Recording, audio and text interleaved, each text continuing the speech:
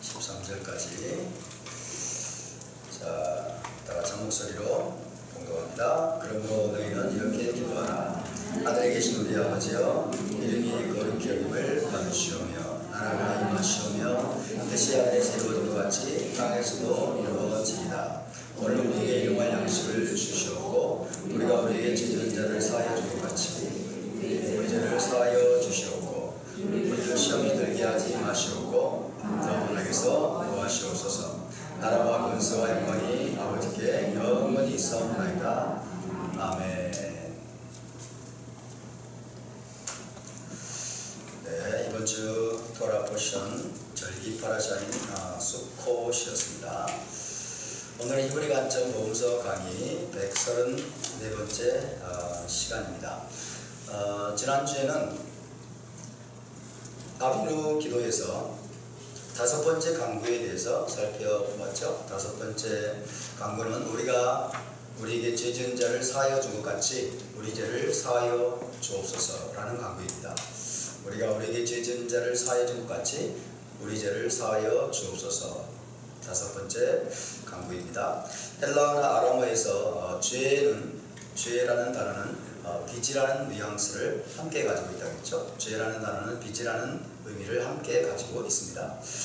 따라서 우리가 하나님께 범하는 죄는 하나님께 빚을 지는 것이고 사람에게 범하는 죄도 그 사람에게 빚을 지는 것과 같습니다.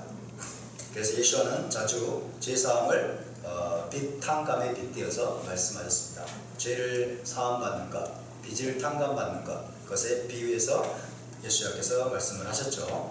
대표적으로 예수와의 발을 눈물로 적시고 자기 머리칼로 닦으며 값비싼 향유를 부었던 여인에 대해서 주님은 500데나리온 빚진 자와 50데나리온 빚진 자의 예를 들어서 말씀하시면서 그녀가 마치 500데나리온의 빚을 탕감받은 자와 같다라고 말씀을 하셨습니다. 자신의 많은 빚이 탕감을 받았기 때문에 다른 누구보다 더 주님을 뜨겁게 사랑하는 마음으로 값비싼 향유를 부은 것이다 라는 취지의 말씀이었죠. 그리고 주님은 그 여인을 향해서 내 죄사함을 받았느니라 라고 선언하셨습니다. 또 다른 경우에 주님은 죄사함을 언급하시면서 10,000달란트 빚진 자와 100데나리온 빚진 자 이야기를 들려주셨습니다. 왕으로부터 10,000달란트를 탕감받은 종이 자기에게 100데나리온 빚진 자의 빚을 탕감해 주지 않는 것은 말이 될까요? 말이 안 되죠. 왕으로부터 10,000달란트를 탕감받은 자가 자기에게 100데나리온, 겨우 100데나리온 빚진 자의 빚을 탕감해 주지 않는 것은 어불성설이다, 말이 안 된다 라는 것을 말씀하신 거죠. 결론적으로 주님은 이렇게 말씀하셨습니다. 너희가 각각 마음으로부터 형제를 용서하지 아니하면 나의 하늘아버지께서도 너희에게 이와 같이 하시리라. 무슨 뜻입니까? 저와 여러분 모두는 하나님으로부터 10,000달란트의 빚을 탕감받은 종과 같다는 뜻이죠. 우리는 모두 10,000달란트 정도 어마어마한 죄를 빚을 탕감받은 종과 같다고 할 수 있겠습니다. 따라서 다른 사람이 나에게 얼마의 빚을 지고 또 어떤 죄를 범했다 하더라도 내가 탕감받은 10,000달란트에 비하면 그것은 100데나리온 정도밖에 되지 않는 것이죠. 그러므로 우리가 다른 사람을 용서하지 않는 것은 결코 있을 수 없는 일입니다. 만약 우리가 누군가를 용서하지 못하겠다고 한다면 하늘아버지께서도 우리를 용서하지 않으실 것입니다. 그것이 유대적인 용서의 원리이고 예수와께서도 가르치신 용서의 원리입니다. 그래서 마태복음 6장 14절 15절에서 말씀하십니다. 너희가 사람의 잘못을 용서하면 너희 하늘아버지께서도 너희 잘못을 용서하시려니와 너희가 사람의 잘못을 용서하지 아니하면 너희 아버지께서도 너희 잘못을 용서하지 아니하시리라. 두려운 말씀이죠. 정말 마음속에 깊이 새겨야 될 두려운 말씀입니다. 왜냐하면 우리는 다른 사람을 용서하지 못하는 경우가 너무나 많죠. 사실 말은 안 하고 있지만 여러분 가운데도 지금 누군가를 용서하지 못하고 있는 분들이 계실 가능성이 대단히 높죠. 그래서 두려운 말씀입니다. 여기서 우리가 또 오해하지 말아야 될 것은요, 이런 말씀은 개인과 개인의 관계에서 적용되어야 한다는 것입니다. 국가적이고 정치적인 차원에서 범죄한 자들을 무조건 용서해 주라는 말씀이 절대 아닙니다. 김정은의 죄를 묻지 말고 그와 평화를 원한다? 있을 수 없는 일입니다. 김정은과 김일성과 김정일 이 3부자가 저지른 죄가 얼마나 큽니까?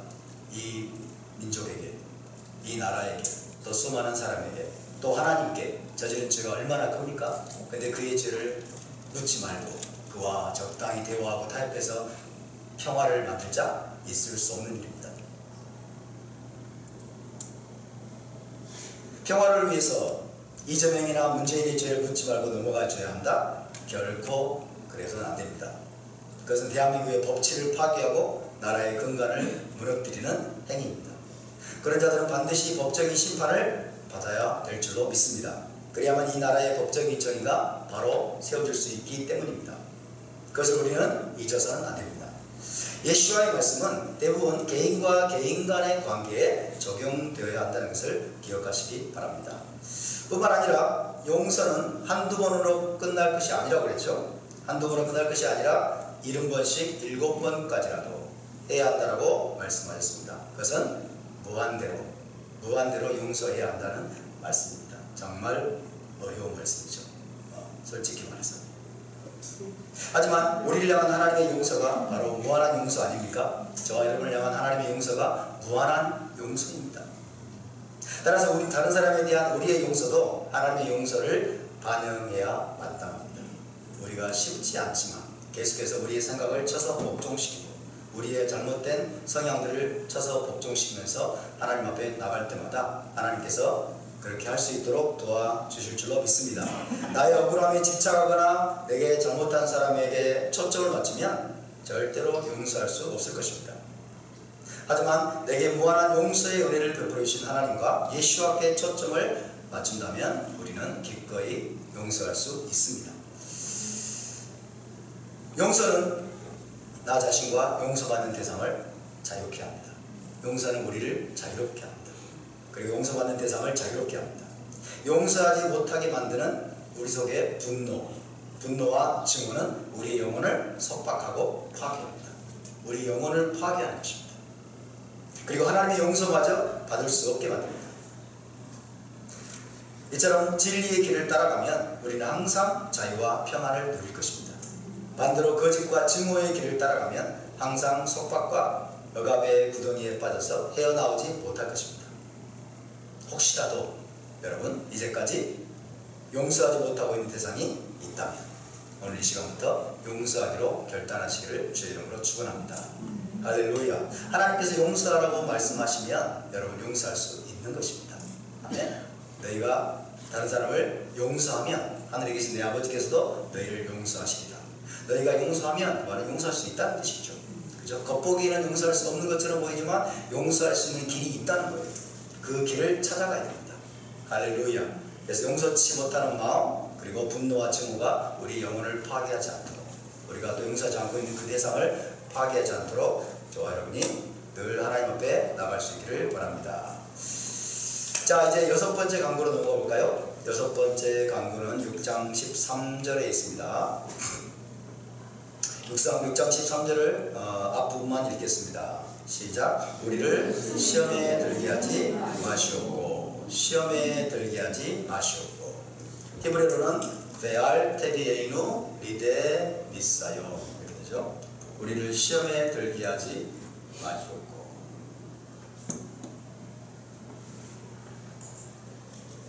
시험에 들게 하지 마소서.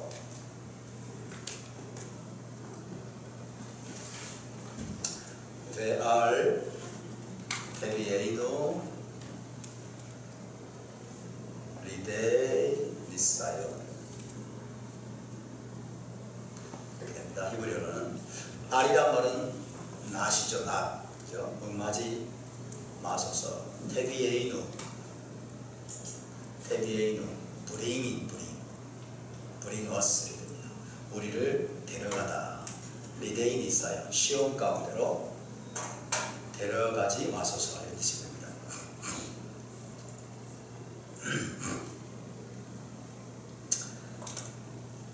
자, 시험을 뜻하는 히브리어, 여기서 시험을 뜻하는 히브리가 니사연입니다. 니사연. 눈, 삼에, 여드, 바브, 눈 이렇게 됩니다. 니사연. 여기서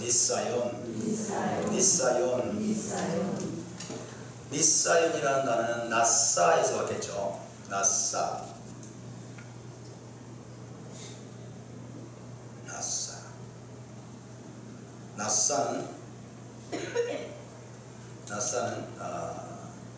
시험하다, 테스트하다 이렇게죠.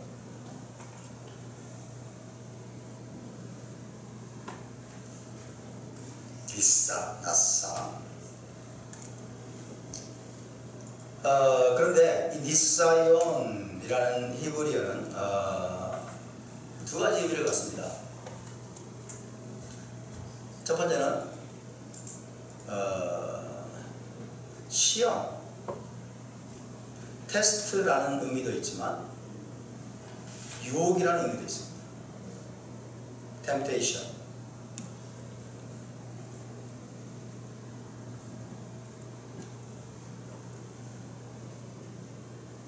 테스트라는 의미도 있지만 유혹이라는 의미도 있습니다. 두 가지 의미를 동시에 가지고 있습니다.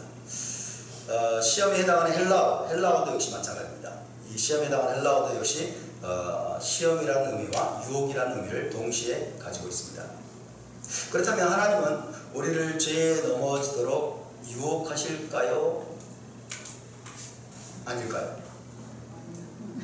하나님 우리를 시험하거나 테스트하실까요? 아닐까요? 둘 다 아니에요? 다시요. 하나님 우리를 죄에 넘어지도록 유혹하실까요? 아닐까요? 하나님 우리를 시험하거나 테스트하실까요? 아닐까요?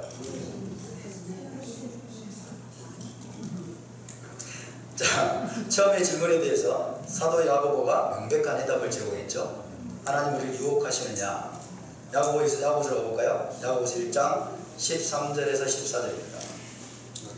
하나님 우리를 유혹하시느냐?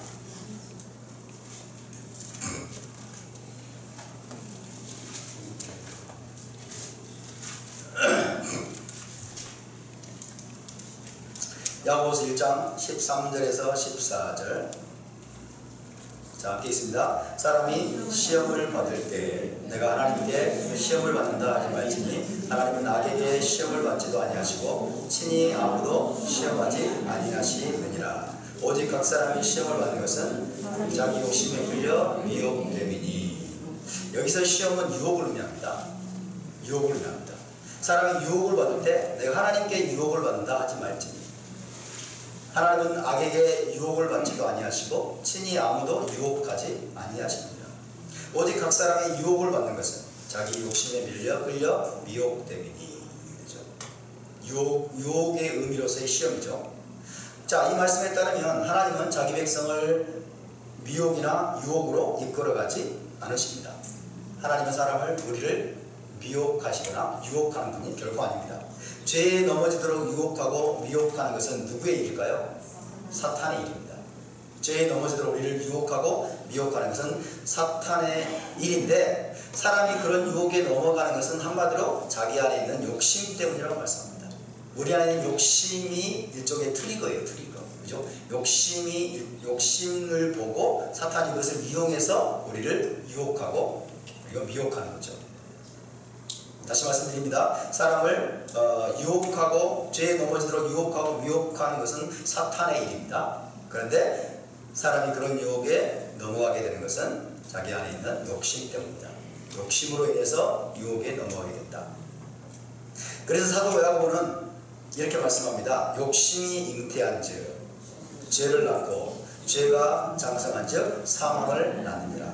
욕심이 잉태한즉 죄를 낳고 죄가 사망한즉 죄가 사망을 해요. 죄가 장성한즉 사망을 낳느니라.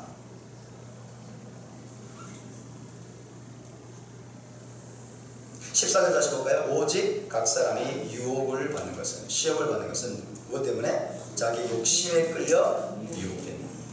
욕심에 끌려 미혹되니. 욕심이 잉태한즉 죄를 낳고 죄가 장성한즉 사망을 낳느니라. 그러므로 우리가 사탄의 미혹이나 유혹에 넘어가서 죄를 범하지 않으려면 어떻게 해야 될까요? 우리 내면의 욕심을 버려야 되겠죠. 욕심을 버려요. 욕심이 문제입니다. 저와 여러분 안에 있는 욕심이 문제예요. 다른 말로 탐욕과 혹은 정욕과 혹은 탐심, 욕심이 문제입니다. 그런데 욕심, 무엇이 욕심일까요? 오늘 저녁에 치킨이 먹고 싶다. 욕심일까요? 아닐까요?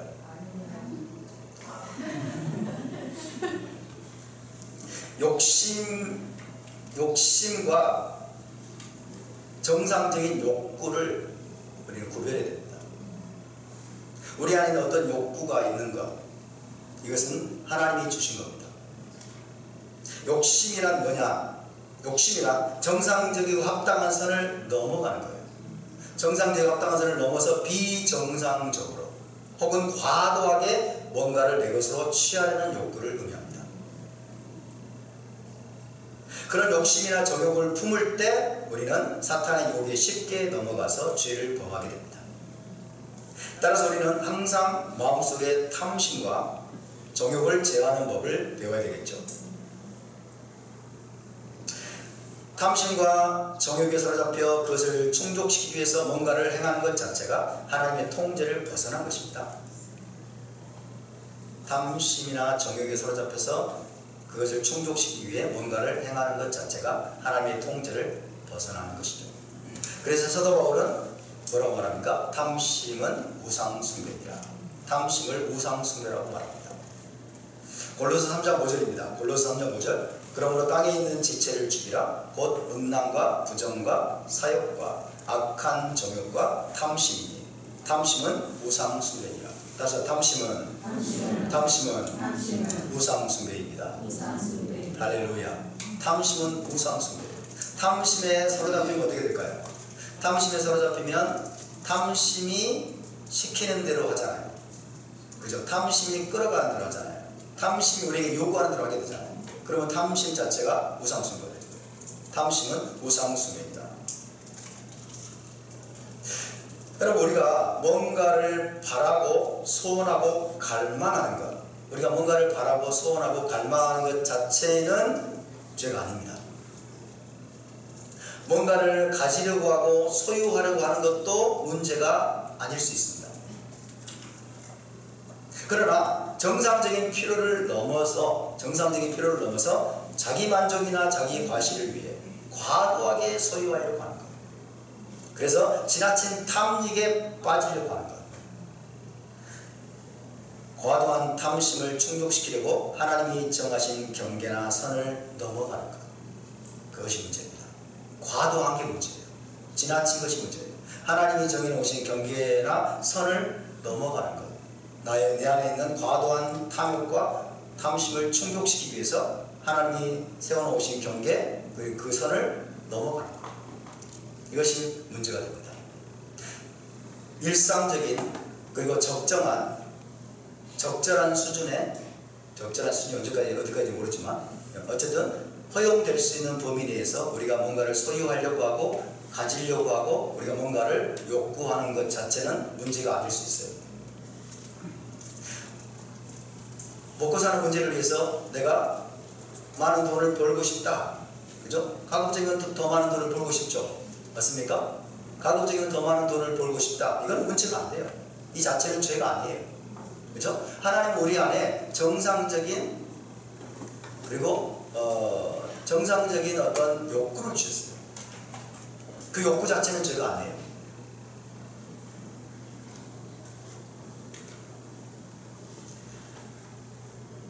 자, 예를 들어서 일용할 양식을 구하는 것. 일용할 양식을 구하는 것이 뭔가를 가지려고 하잖아요. 그죠? 뭔가를 욕구하는 거잖아요. 원하는 거잖아요. 일용할 양식을 구하는 것과 생존을 위해서 필요한 물품을 우리가 소유하려고 하는 것, 그것은 정상적인 갈망입니다. 하지만 자기 만족을 위해서 지나친 탐심과 소유욕에 사로잡힐 때 그때 선을 넘는 경우가 많죠. 거짓과 속임수를 사용하게 되고 부정직한 방법을 사용하려는 유혹에 넘어가기가 쉽습니다. 정상적인 방법으로는 떼부자가 되기 힘드니까, 그죠? 정상적인 방법으로는 그 벼락부자가 되기 힘드니까 이제 사기가 도입이 되고 속임수가 도입이 되고, 그죠? 온갖 거짓과 꼼수가 이제 도입이 되면서 선을 넘어가게 되죠.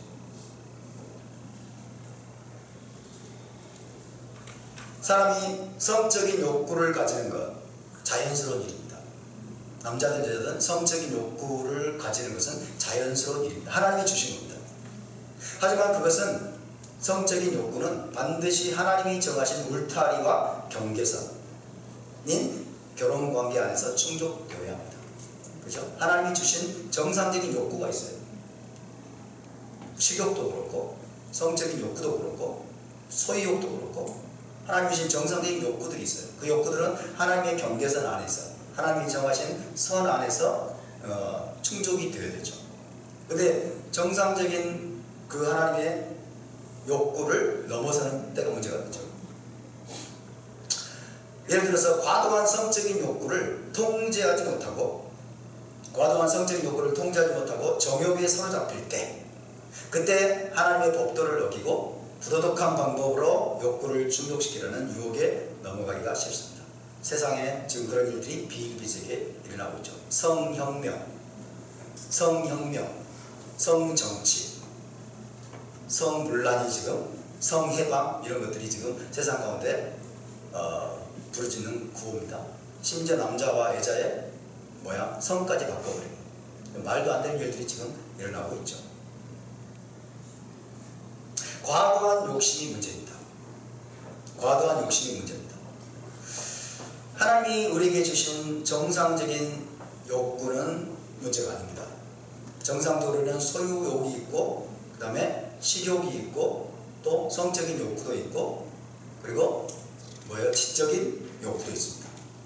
그런 정상적인 욕구들 자체를 여러분 범죄시하면 안 됩니다. 그런 욕구를 죄악시하면 안 됩니다. 그런 욕구 자체를 죄악시하는 것을 뭐라고 말할까요? 금욕주의라고 말할 거예요. 금욕주의는 히브리적인 영성이 아닙니다. 금욕주의에 빠져가지고 고기도 못 먹게 만들고 고기를 먹지 말라. 그 다음에 결혼을 금하고 그래서 카톨릭 사제가 나옵니다. 그리고 수녀가 나옵니다. 하나님이 주신 정상적인 성적인 욕구 또 결혼관계 안에서의 어떤 욕구들이 있는데 그런 것들을 죄악시하는 거예요. 이것이 성경을 오해한 결과 빚어진 일입니다. 하나님께서 우리에게 모든 인간에게 정상적으로 일상적으로 주신 욕구들 자체를 죄악시하는 것, 그래서 금욕주의에 빠지는 것, 이것은 잘못된 영성으로 빠지는 길이죠. 그래서 하나님의 뜻을 이루지 못합니다. 또 정상적인 방법을 통해서 우리가 재물을 축적하는 것, 그리고 부자가 되는 것, 이것은 결코 나쁜 것이 아닙니다. 근데 돈을 많이 갖는 것을 죄악시하는 거예요. 기독교가 특히 유교주의적인 어떤 사고에 사로잡혀가지고, 그죠? 가난이 영성인 것처럼 가난의 영성, 비움의 영성 말해요. 가난의 영성, 비움의 영성이 성경에 어디 나옵니까? 그런 게 없어요. 아브라함은 거부했어요. 우리 아버지들은 거부했단 말이에요. 그러니까 우리가 재물을 많이 소유하는 것 자체가 죄는 아니에요. 많은 재물을 가지고 어떻게 하느냐가 중요한 거죠. 이해되시면 하면 많은 재물을 우리가 소유하고 싶어 하는 것도 우리가 죄악은 아니에요. 그러나 그것을 가지고 이제 지나친 탐욕과 탐심에 사로잡히게 되고 이제 그 자체가 우상숭배가 되면 곤란한 거죠. 남에게 나눌 줄을 모르고 베풀 줄을 모르고 째닥할 줄을 모르는 그런 상태에 빠진 것이 문제가 되는 것입니다. 하나님이 주신 정상적인 욕구, 소유욕이든 식욕이든 성욕이든 지적인 욕구든 하나님이 주신 정상적인 욕구를 죄악시하지 마시기 바랍니다. 할렐루야. 하나님이 주신 모든 욕구들은 하나님이 정하신 방법 안에서, 토라 안에서, 그리고 하나님의 경계선 안에서 충족이 될 때 그것은 아름다운 것입니다. 할렐루야. 성적인 요구가 결혼관계 안에서 충족이 될 때 그것은 아름다운 것입니다. 그것은 부정하고 더러운 것이 아닙니다. 가톨릭은, 중세 기독교는 여러분 부부관계 자체를 더러운 것으로 생각하는 거예요. 더러운 것을 부정한 것으로 생각하는 거예요. 그러나 성경은 그렇게 말씀하고 있지 않습니다.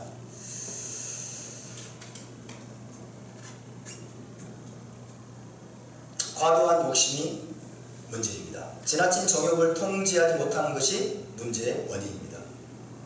재물과 형통에 대한 과도한 욕심, 과도한 재물, 과도한 형통에 대한 욕심 때문에 우상숭배의 유혹에 넘어가기도 합니다. 고대 이스라엘 백성들이 가나안 땅 정복하고 그 땅을 기업으로 차지한 고대 이스라엘 백성들이 왜 우상숭배에 넘어갔습니까? 재물과 형통을 너무 원했거든요.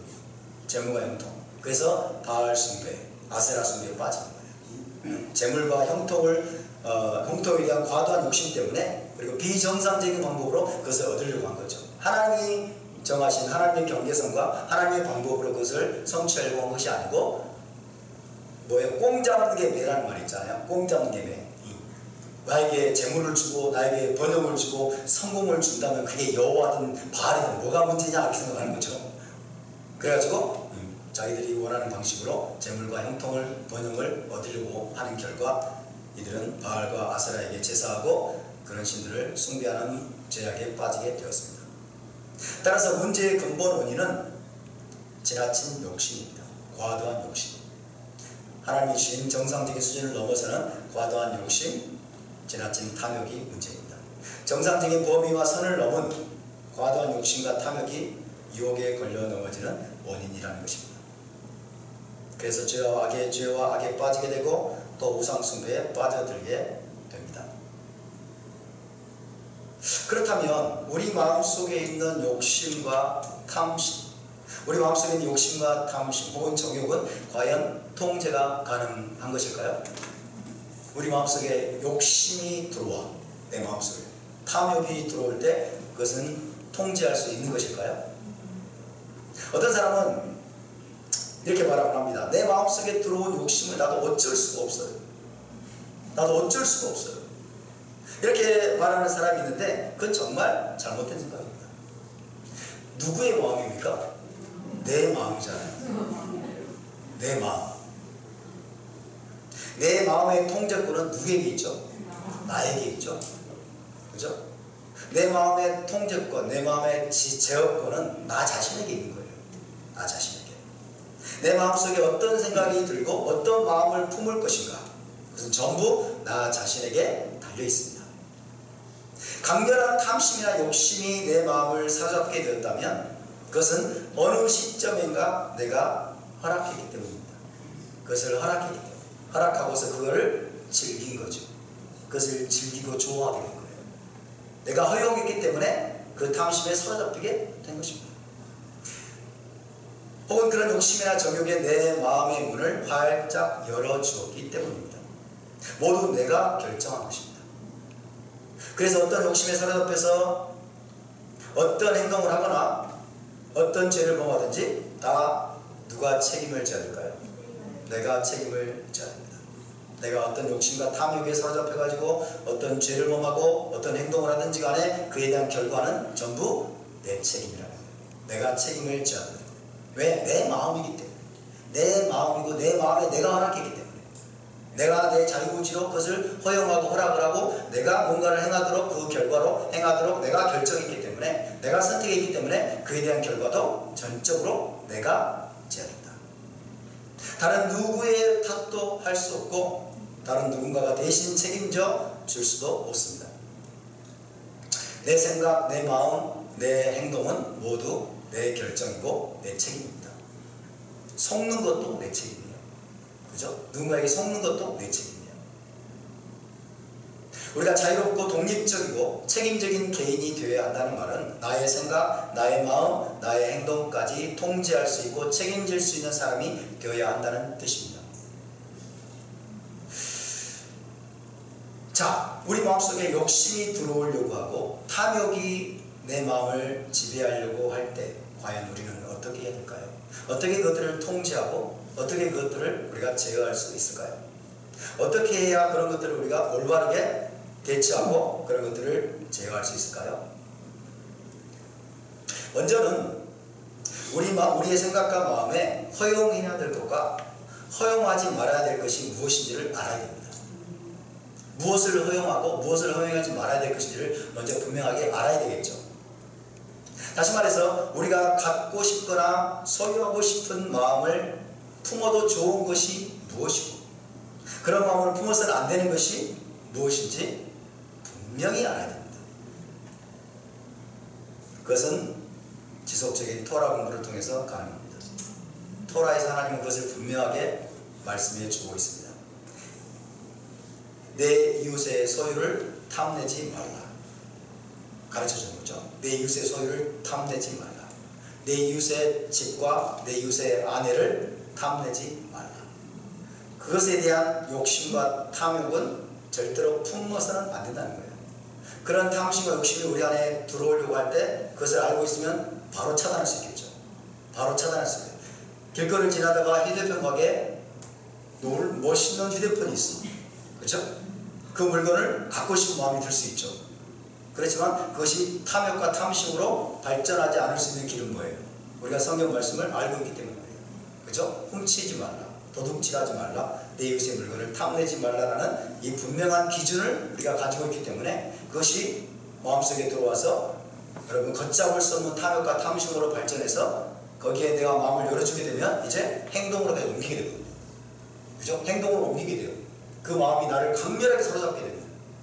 그러니까 그렇게까지 되지 않도록 초장에 박살을 내는 거예요. 그런 마음이 탐심과 탐욕이 들어오려고 하는 것 자체를 차단할 수 있게 됩니다. 무엇을 용납하지 말아야 되고 무엇을 용납해야 될 것인가에 대한 기준을 우리가 분명히 알고 있으면 그것들이 가능해집니다. 내 마음을 통제할 수 있는 것이 가능해지죠. 그래서 토라를 아는 것이 너무너무 중요하다는 것입니다. 토라는 우리에게 분명히 말씀하고 있죠. 일용할 양식을 구하라.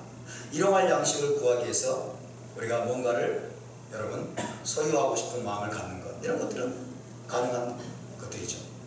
삶과 모든 탐심을 물리치라. 성경은 그렇게 말씀하고 있습니다. 이런 말씀들을 통해서 우리 마음속에 품어서는 안 되는 욕심이나 탐심을 배우게 되고 그것을 분명히 알게 되면 그런 욕심이 마음속에 들어오려고 할 때 초장에 물리칠 수가 있습니다. 동시에 우리는 근데 거기만 머물면 안 되고요.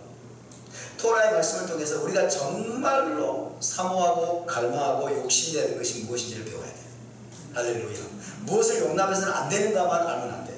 내 이웃의 물건, 소유, 내 이웃의 아내의 집과 이런 것들을 탐내지 말고 경계선을 넘어가지 말아라. 그 지게표를 옮기지 말아라. 이런 것들만 알면 되는 것이 아니라 우리가 정말 소중하게 갈망하고 사모하고 그 다음에 욕심내야 될 것이 무엇인가를 배워야 됩니다.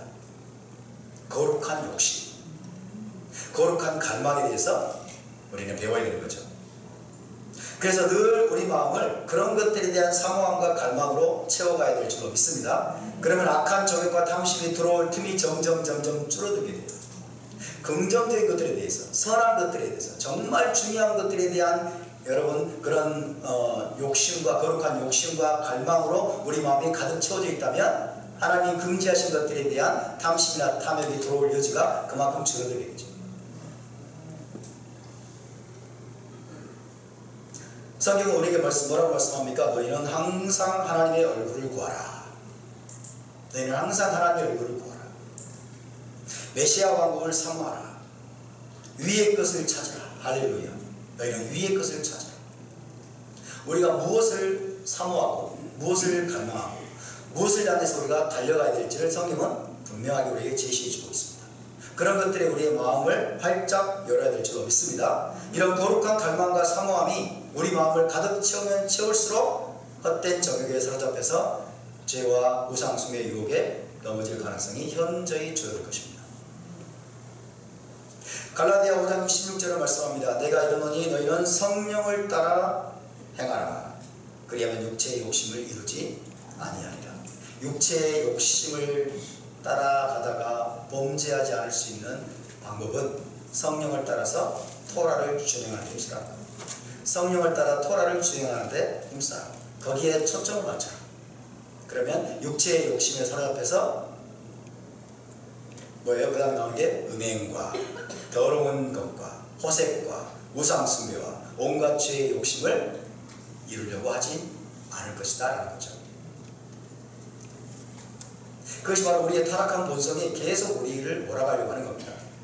우리 안에 있는 이 타락한 본성이 계속해서 우리 안에 탐욕을 불러일으키고 욕심을 불러일으켜서 음행과 더러운 것과 호색과 우상숭배와 온갖 죄의 욕심을 이루려고 할 것입니다. 하지만 우리가 성령의 도우심으로 토라를 준행하는 데 집중한다면 점점 육체의 욕심이 우리를 지배하지 못하게 될 것입니다. 그러면 사탄의 유혹에 넘어가지 않을 것이고 죄와 상관없는 거룩한 삶의 여정으로 나아갈 수 있게 될 줄로 믿습니다. 바로 것이. 그런데 하나님은 죄에 넘어지도록 유혹하는 의미에서는 결코 우리를 시험하지 않으시지만 연단하고 테스트하는 의미에서는 우리를 종종 시험하시는 분입니다. 하나님은 우리를 유혹하지는 않으세요. 그러나 하나님은 우리를 테스트하십니다. 우리를 시험하십니다. 왜? 연단하기 위해서, 우리를 훈련하기 위해서, 우리를 영적으로 성장하고 자라도록 하기 위해서 우리를 테스트하시고 시험하시는 분인 줄 믿으시기 바랍니다. 우리가 중고등학교 때 시험을 보잖아요. 테스트를 보잖아요. 시험을 잘 통과하면서 우리는 한 단계 한 단계 성장하게 되죠. 하나님 나라도 마찬가지입니다. 하나님의 시험을, 하나님의 테스트를 하나하나 잘 통과할 때마다 우리는 성장하게 되고 우리는 연단되게 되죠. 하나님 우리의 믿음과 순종과 헌신을 시험하고 테스트하시기 위해서 자주 여러가지 시련과 고난과 역경을 사용해서 우리를 시험하십니다. 테스트하십니다. 때로는 견디기 힘든 질병과 아픔을 통해서 우리를 시험하기도 하십니다. 우리의 믿음을 시험하십니다. 우리의 순종을 테스트하십니다. 우리의 믿음의 진실성을 하나님은 달아보십니다. 이런 차원의 시험은 사실 에덴 동산에서부터 시작됐습니다. 하나님은 아담을 창조하신 후에 에덴 동산에 두시면서 이렇게 말씀하셨죠. 동산에 있는 모든 나무의 실과는 마음대로 먹을 수 있으나 선악을 알게 하는 나무의 실과는 먹지 말지니 내가 먹는 날에는 반드시 죽으리라. 시험입니다. 아담의 믿음과 순종을 테스트하십니다. 죄에 넘어지도록 유혹하신 것이 아니에요. 그죠? 왜 선악과를 만들어가지고 아담을 유혹했습니까? 이게 아니에요. 이건 잘못 이해한 거예요. 그죠? 지식나무 열매를 통해서 아담과 하와를 하나님은 유혹하지 않으셨어요. 누가 유혹했어요? 뱀이 유혹한 거죠. 뱀은 유혹했지만 하나님은 테스트하신 겁니다. 그들의 믿음과 그들의 순종을 테스트하신 거예요. 왜? 그들을 훈련하시기 위해서. 그들을 연단하시고 그들을 영적으로 성장하도록 하기 위해서 하나님이 그들 앞에 테스트를 두신 거죠. 아담과 하와는 그 시험을 통과했을까요? 못했을까요? 아담과 하와는 그 시험을 통과하지 못하고 걸려 넘어지고 말았습니다. 결국 하나님께 반역하고 불순종하는 자가 되고 말았습니다. 하나님의 시험과 테스트에 통과하면 예비하신 놀라운 축복이 있지만 통과하지 못하면 그에 상응하는 징계와 연단을 받아야 됩니다. 아담과 하와는 지식나무의 시험을 통과하지 못한 결과 어떻게 됐을까요? 동산에서 쫓겨나서 징계와 연단을 받아야만 했습니다.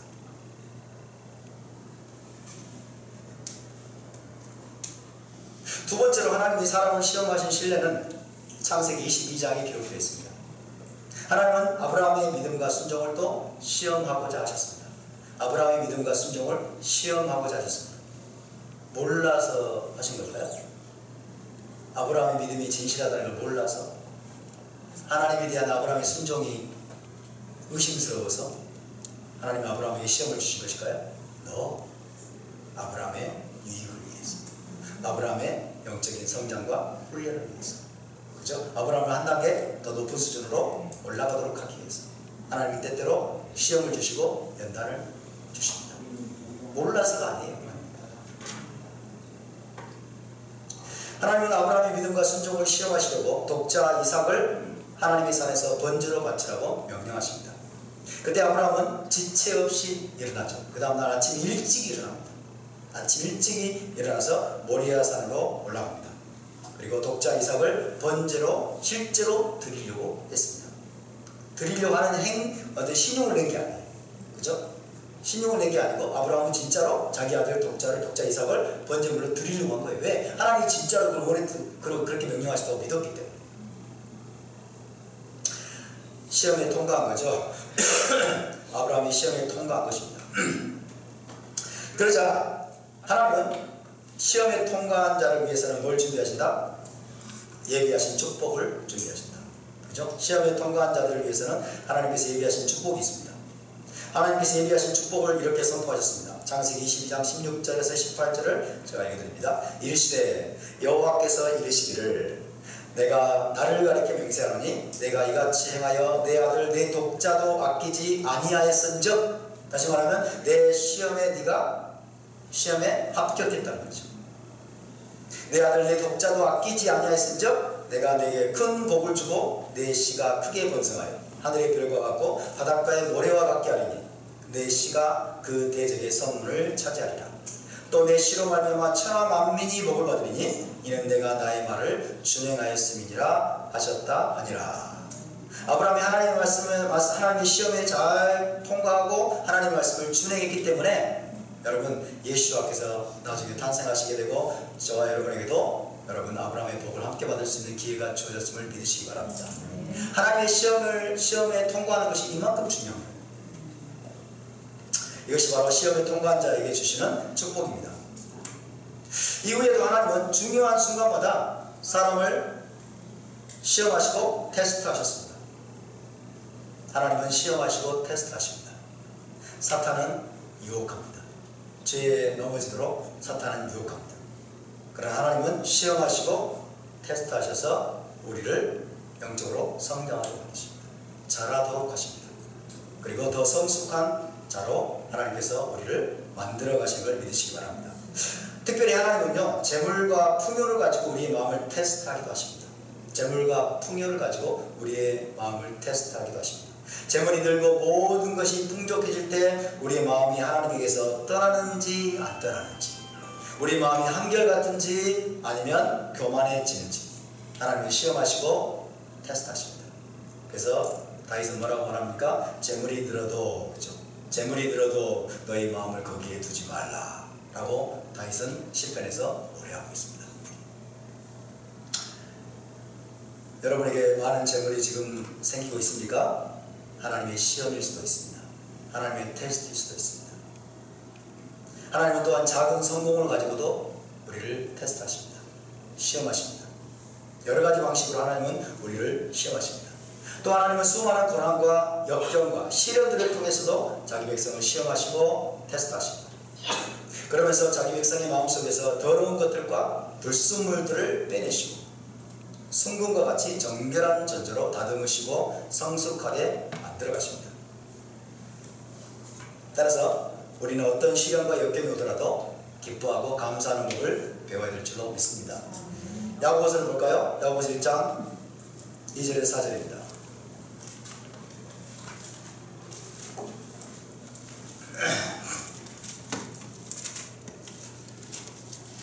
야고보서 1장 2절에서 4절 시작. 내 형제들아 너희가 여러가지 시험을 당하거든 온전히 기쁘게 여기라. 이는 너희 믿음의 시련이 인내를 만들어낸 줄 너희가 아느니라. 인내를 온전히 이루라. 이는 너희로 온전함을 구비하여 조금도 부족함이 없게 하려 함이라. 할렐루야.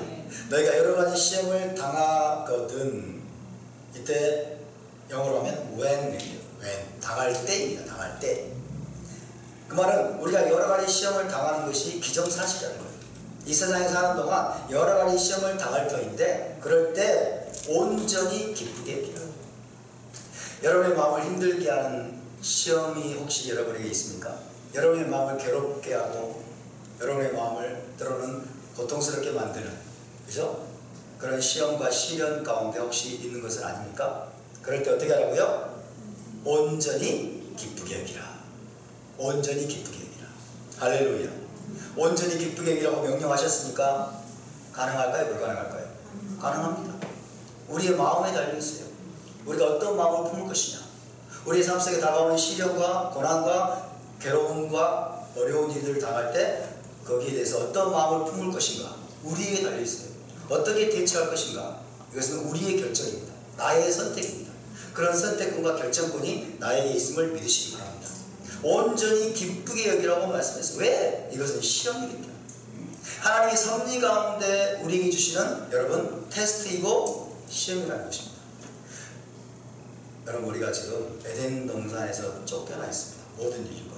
에덴 동산에서 쫓겨나 있는 모든 인류, 모든 인간, 저와 여러분에게는 항상 시련과 고난과 역경이 다가오는데 그것이 하나님이 섭리 가운데 허락하신 하나님의 테스트입니다. 하나님의 시험입니다.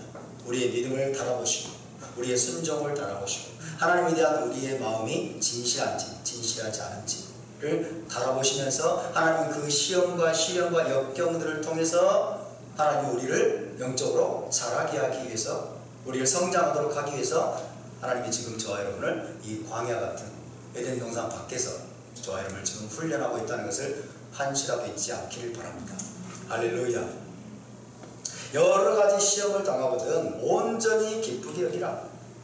이는 너희 믿음의 시련이 믿음의 시련이죠. 믿음의 테스트이에요. 믿음을 테스트하는 그 시련이 인내를 만들어내는 줄 너희가 압니다. 여러분 정말 어려운 일을 당하고 괴로운 일을 당할 때는 어떻습니까? 인내할 수밖에 없잖아요. 오래 참을 수밖에 없어. 내가 어떻게 할 수 있는 게 아무것도 없는 상황이죠. 그죠? 꼼짝도 아무것도 내가 할 수 있는 방법이 없는 듯한 어려운 고난들이 우리 삶 속에 다가옵니다. 그럴 때 우리는 꼼짝없이 그냥 인내해야 돼. 그것이 지나갈 때까지, 그 문제가 해결될 때까지 내가 아무것도 할 수 없어서 하나님 앞에 기도하면서 기다리면서 인내할 수밖에 없어. 인간은 어쩔 수 없을 때, 여러분 하나님 앞에 두 손 들고 어쩔 수 없을 때 인간은 인내하게 되고 하나님을 신뢰하게 되고 우리 안에서 하나님이 원하시는 여러분 이런 영적인 미덕들이 우리 안에서 자라나게 됩니다. 그런 시련이 인내를 만들어내는 줄 너희가 알미라. 인내를 한 번 하고 두 번 하고 세 번 하고 계속 인내의 여정을 우리가 간다면 그 다음 4절 그 말이죠. 인내를 온전히 이루라. 한두 번 인내한 게 아니고 그 인내를 계속해서 하라는 거죠. 인내를 온전히 이루라. 이는 너희로 온전하고 구비하여 조금도 부족함이 없게 하려 영적으로 하나님께서 우리를 성숙한 자로 세우신다는 뜻입니다. 영적으로 우리를 성숙한 자로 아무것도 부족함이 없는 그런 성숙한 인격의 사람들로 하나님께서 세우기 위해서 이런 시련들을 허락하신다는 뜻입니다. 다시 말해서 하나님의 시험과 테스트인 각종 시련과 고난과 역경은 하나님을 닮은 성숙한 인격으로 우리를 만들어 가시기 위한 하나님의 섭리적인 다루심입니다. 그것을 제대로 인식할 때 우리는 언제든지 기뻐하고 즐거워하며 감사를 올려드릴 수 있게 될 것입니다. 바로 셴 답사 감줄레토바 네, 이것 또한 선을 위한 것이다. 그렇죠? 이것 또한 선을 위한 것이다. 감줄레토바 어떤 시련이 다가와도 어떤 고난이 다가와도 어떤 말도 안 되는 상황에 우리가 처해진다고 할지라도 그죠? 즉석에서 올라오는 혈기로 반응하지 말고 즉석에서 올라오는 분노로 반응하지 말고 막 열받아가지고 이런 말 저런 말 내뱉지 말고 잠시 뒤로 물러나서 하나님 감줄레토바입니다. 이 또한 모든 것이 합력하여 선을 이루게 하시는 하나님의 섭리 가운데 허락된 것입니다. 하나님께 초점을 맞추고 여러분 여러가지 시련을 만나거든 온전히 기쁘게 여기는 저와 여러분이 될 수 있기를 바랍니다. 한 번, 두 번 하다 보면요 내공이 생겨요. 한 번, 두 번 이런 일을 당하다 보면 내공이 생깁니다. 그래서 내공이 생겨서 이제 뭐예요? 혈기로 파르르 반응하지 않게 돼요. 그죠? 막 열받아가지고 막 길게 날뛰고 그러지 않게 돼요. 왜? 그게 아무 소용이 없다는 걸 알거든요. 아무 소용이 없어요. 그리고 오래 참 하나님을 신뢰하는 가운데 잘 참고 기다리고 그 다음에 하나님이 이 모든 것들을 통해서 선한 결과를 만들어내실 것을 믿는 믿음으로 여러분 우리가 하나님을 신뢰하는 자리에 잠잠히 머물러 있다면 그것이 우리 영적으로 큰 유익이 될 줄을 믿으시기 바랍니다. 할렐루야. 종합해 보면요, 우리를 시험에 들게 하지 마옵시며 라는 강구는 하나님께서 우리를 시험하시고 테스트하시는 상황에 처할지라도 죄의 유혹에 빠지지 않게 해주시라는 강구로 해석할 수 있습니다. 하나님은 분명히 시험하십니다. 하나님은 테스트하십니다.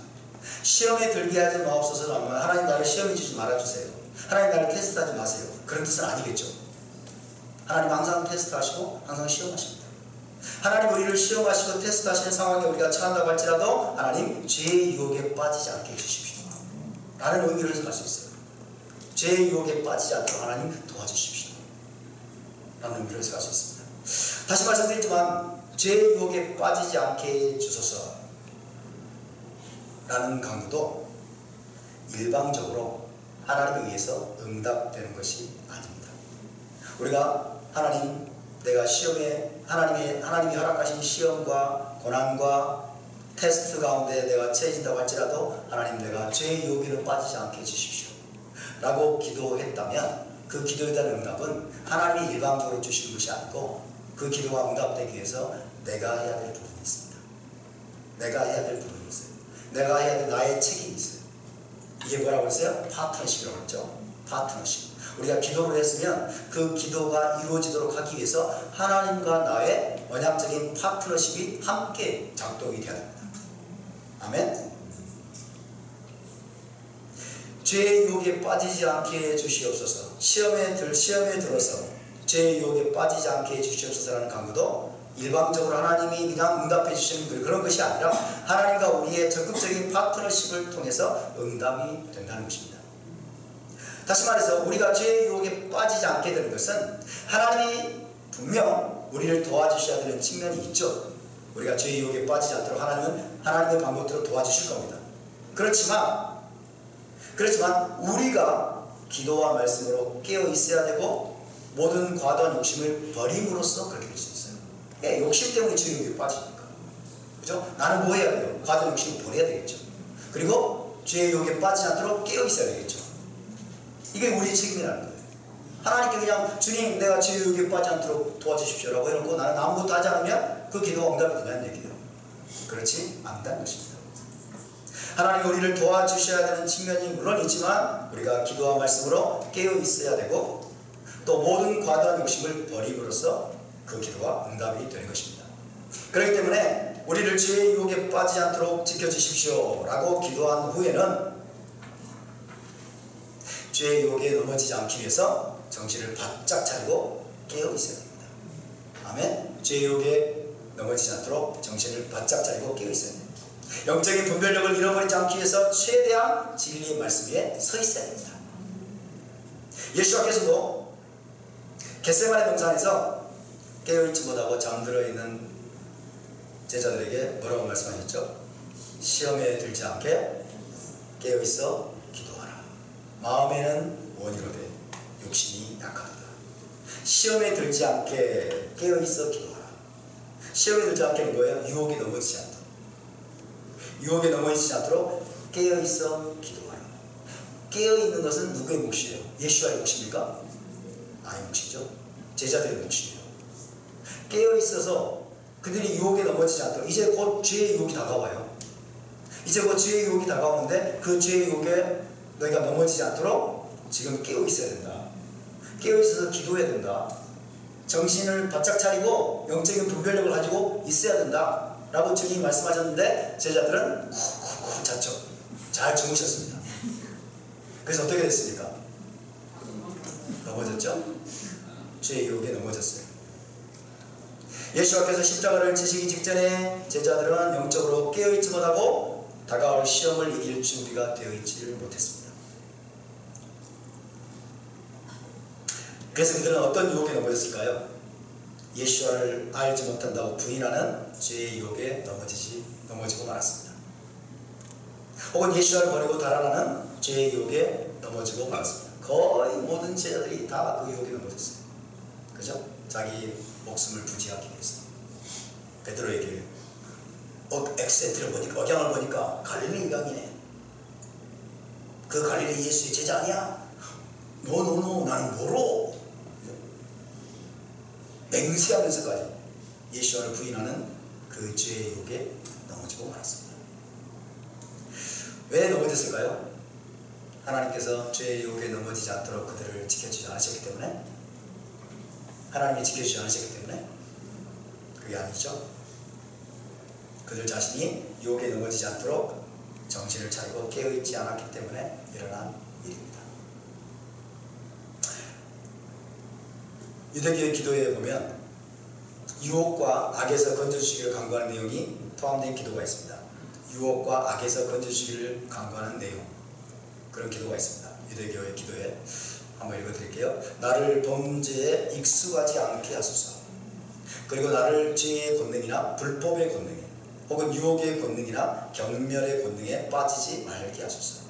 그리고 선한 성향이 나에게 영향력을 행사하게 하시고 악한 성향이 나에게 영향력을 행사하지 못하게 하소서. 나를 악한 사건들과 독한 질병에서 건지소서.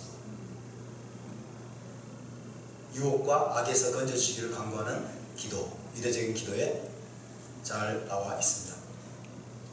이처럼 죄와 악의 유혹에 빠지지 않도록 혹은 사탄의 유혹에 빠지지 않도록 기도하는 것은 유대적인 기도입니다.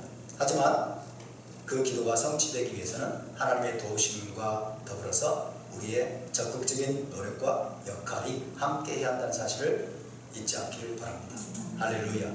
우리가 드리는 모든 기도는 하나님이 하셔야 될 부분이 있습니다. 하나님이 응답하셔야 될 부분이 있고, 그러나 그 기도가 이루어지도록 하기 위해서 내가 해야 될, 내가 담당해야 될 나의 책임, 나의 역할, 나의 수고, 여러분 my part, 우리의 언약적인 파트너십이 반드시 여러분 수반된다는 것을 믿으시기 바랍니다. 왜 그럴까요? 우리는 로봇가 아니기 때문에 그렇습니다. 우리는 자유의지가 있고 선택권이 있고 결정권이 있고 우리의 삶과 관련돼서 모든 것들을 결정을 내릴 수 있는 권한이 나에게 있기 때문에 하나님이 일방적으로 뭔가를 하실 수가 없는 거예요. 우리의 삶에 관해서 우리의 자유의지를 존중하기 때문에 그렇습니다. 우리가 로봇이라면 하나님이 다 해주실 거예요. 그죠? 우리가 로봇이라면 하나님이 전부 다 알아서 다 그냥 정의를 해주시겠죠. 그렇지만 우리가 자유로운 의지를 가지고 있기 때문에 우리가 자유의지를 가지고 하나님께 빗나갈 수도 있잖아요. 하나님이 그냥 시험과 유혹을 전부 다 면제해 주려고 하는데 우리가 유혹으로 막 달려들어가. 욕심 때문에, 우리의 탐욕 때문에. 이런 일이 벌어지지 않기 위해서 우리가 하나님과 함께 언약적인 파트너십을 가지고 우리가 시험에 넘어지지 않도록, 죄악에 또 유혹에 빠지지 않도록 깨어 있어야 되고, 적극적으로 하나님과 우리가 동역해야 한다는 사실을 기억할 수 있기를 바랍니다.